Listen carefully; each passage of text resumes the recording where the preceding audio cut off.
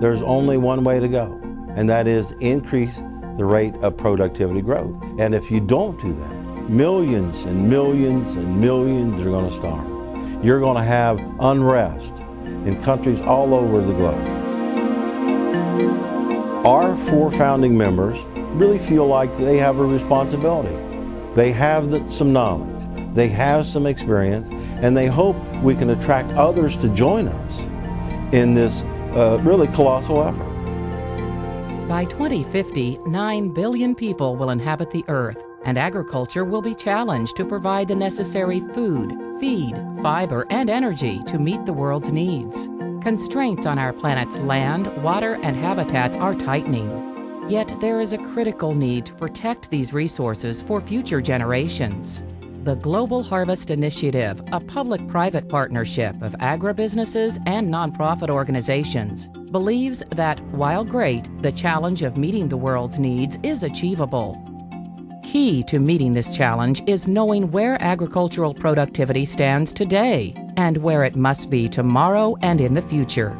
To this end, the Global Harvest Initiative, in collaboration with the Farm Foundation and the Economic Research Service of the U.S. Department of Agriculture, has developed the Global Agricultural Productivity Report, or GAP report, which will calculate the GAP index annually.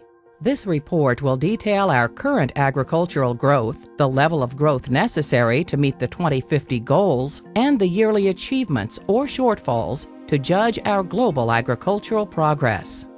For me, the most unique thing about the GAP report is that it's the first time we've really put out a comprehensive benchmark on where we stand in terms of productivity growth relative to where we need to be on a global basis.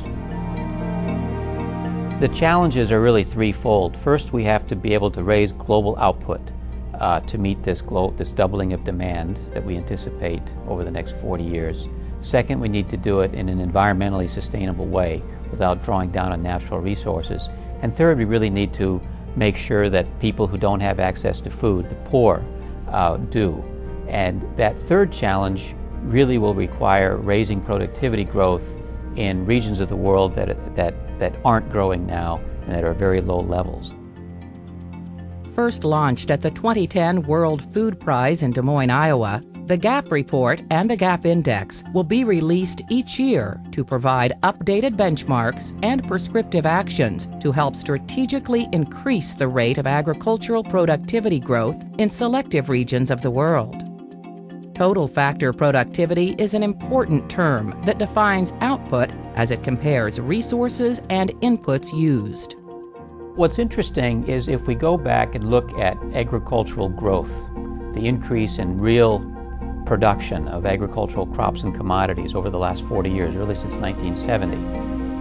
At the global level, output has been growing by just over 2% per year, and that's remained fairly stable over that period. But the sources of that growth have changed rather dramatically. In the 70s and 80s, we had primarily a resource-driven growth. So we had expansion in cropland and expansion in water and fertilizer and other kinds of inputs driving that growth.